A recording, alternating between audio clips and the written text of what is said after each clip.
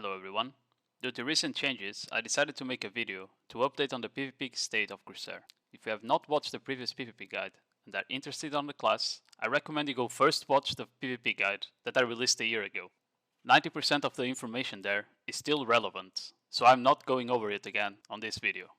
So, for this video, I'm going over the changes we got on the last two major patches that changed Corsair for the better.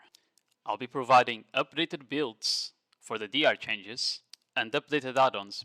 We'll also be looking at some new combo possibilities and discussing any playstyle changes of the class.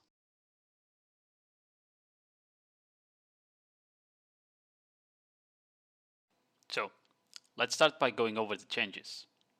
One of the biggest things is that they finally removed the grab resist buff that we got when casting wheel skills. Now, instead, we have 30% extra DR while on a wheel skill. This makes us severely more tanky and actually lets us get our skills out in a large scale situation. It also improves our small scale by a fair amount. Do note that these buffs do not apply on the rebound skills. Another change to the wheel skills is that they now all apply 30% block debuff instead of 20. That's not a major change, but it does help. Now let's talk about changes that actually impact our playstyle. First of all, Spiral Soak and the Vacuum now both have iframes at the start of the animation. This helps with avoiding grabs and makes our survivability much better. Also, Vacuum now applies the block break debuff while you're underwater. You don't need to actually cast the second part of the skill, which a lot of the times gets you grabbed. Do note that they removed the slow from this skill and put it on Spiral Soak.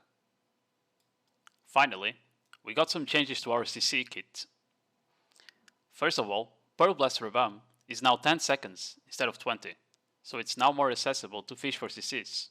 However, it is a very long cast animation and has a gap at the end, so be careful when you use it. The other two changes is that Wave Lash now finally applies knockdown on his second hit. This makes it much easier to flow this skill from the other ones, without having to worry that you need to cast the first hit if you want the CC. For the final change, Seastrol Float was removed. Instead, we got a knockdown on Whale-Song. Right now, I think that the Whale-Song knockdown has way more potential than the Seastrol Float. However, it gives way more time to the enemies to react, so you can't really catch people off guard as easily as before.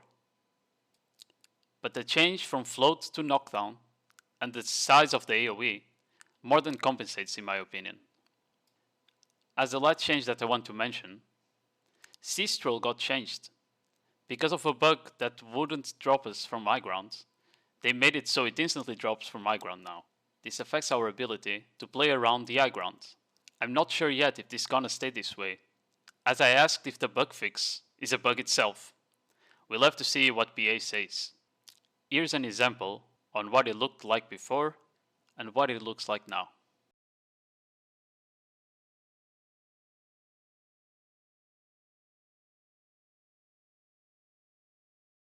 Now, I'm going to go through the builds in a minute. But first, let's talk about the DR changes. Evasion is now much weaker than before. If you want to stack evasion, or have a decent evasion build, you lose a lot of AP and end up doing not much damage to other players. I personally recommend playing Corsair on DR now.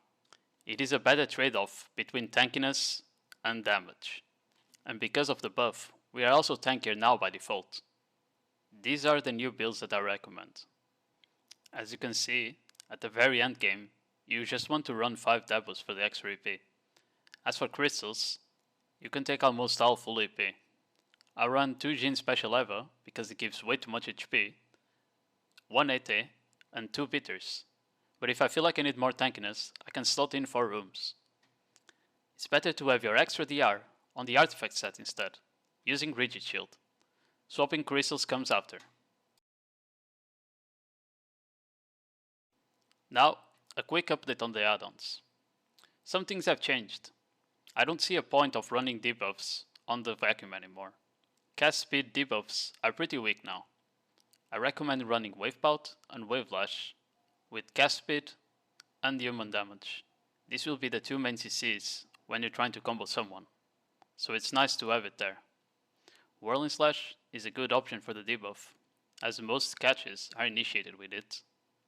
And then the will skills will help you keep the add-ons that matter up at all times.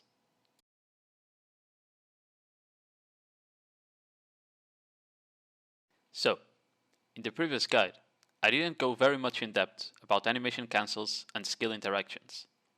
I have now played the class for over 2 years, and there's some nuances I do that are not explained on the guide. First, let's look at Wavebreaker. If you have watched the PvE video, you know what this skill is. If you press LMB after certain movement skills, you'll get an unprotected dash forward. I use this a lot in PvP to get around quicker.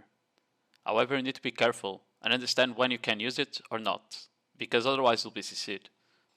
Here's a side-by-side comparison of actually using Wavebreaker and only using dash. Next, I would like to make a note that riding waves animation locks you. You won't be able to skedaddle until the end of the skill, so sometimes it's better to skedaddle before the previous skills end instead of doing a dash first.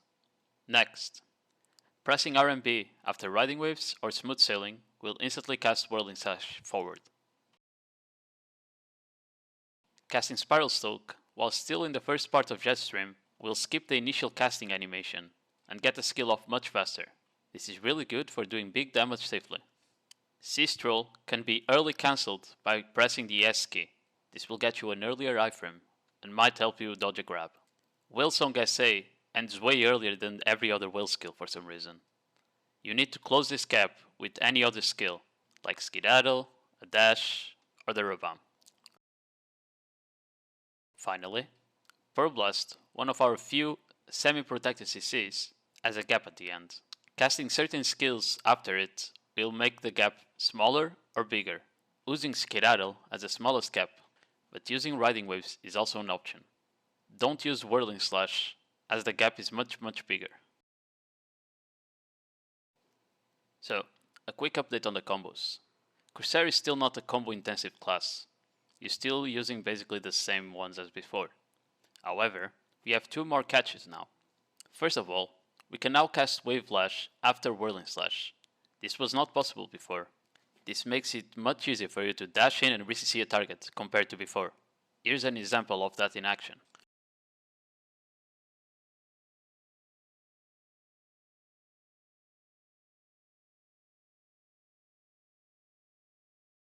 We start with the Pearl Blast cast. And then we dash in with Whirling Slash into Wave Flash knockdown. Then we just do the frontal guard combo and back off.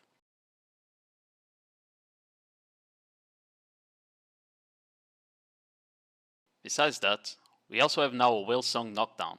I'll show you later why this skill doesn't really affect combos, because it's pretty hard to incorporate. However, it is a good ranged catch, and gives you enough time to react and dash in to re-CC. Here's how it looks.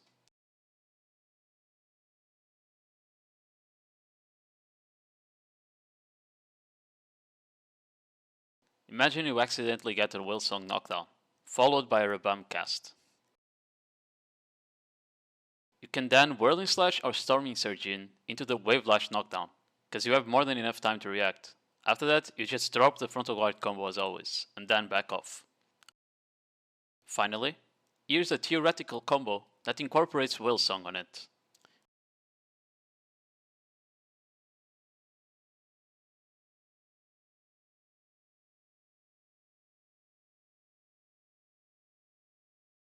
You dash in for the Whirling Slash catch, and then Wave Pout or Wave Lash for the CC.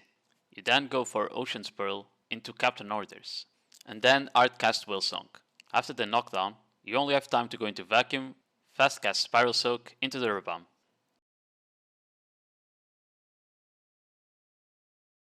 The timing is pretty tight, as you can see on this example of me hitting 0, and it will result in the same damage as just doing the previous combo. So I still recommend just using Wave Lash for the re-CC. So, for the playstyle changes, not much has changed. The class kinda plays the same. However, there is a difference in how much she can do now. and how long she can stay on a fight. Let's start with 1v1s. First of all, the grab matchups are still rough. Although you have 2 more iframes to try and dodge grabs, you are still an easy target if the enemy understands the Corsair skills. Our acid trade matchups though have become much better. You can now not get pressured by almost any class damage wise. That doesn't really mean that you can win the duel. However, you can fight a lot of classes to a standstill. If you want to win a 1v1, you'll have to take risks. You still have to do unprotected CCs, and that will open up for punishment. So just as before, Corsair is not good in 1v1s, but she can at least survive a lot more matchups now. For Smallscale, the same issues as before remain. You have a lack of CCs and slow skills. Therefore you can't really apply pressure on enemies that easily, and can't really peel for teammates easily either. That is one of the weakest points of Corsair. She heavily relies on teammates to set up plays so she can shine. For both 1v1s and Smallscale, you want to play around enemy grabs as much as you can. You need to bait them out to be sure that you can actually cast your skills without being punished. You also need to position yourself well to use your frontal guard skills, which are a big part of the kit, as well as good timing when using your unprotected CCs, be it for catching or re-CCing targets. Remember that Willsong is now a knockdown, and you can use it to re-CC people safely.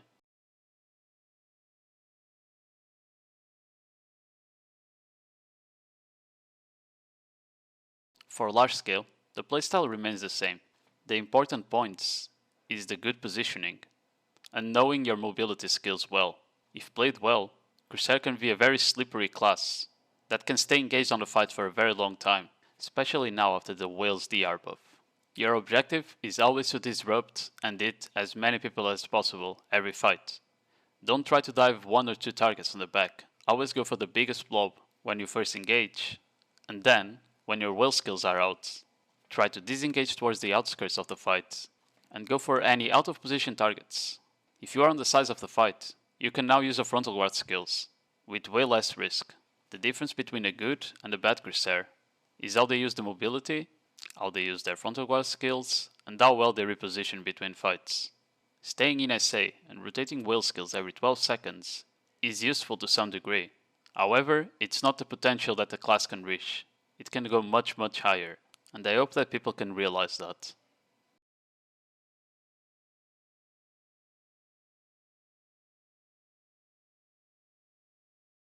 Anyway, that's it for this video. I hope you guys learned some new things, and that this answered everyone's questions lately on how I feel about the Corsair buffs. Once again, if you haven't, be sure to watch the first guide, because most of the things there are still relevant. I'll leave the link in the description. Bye bye.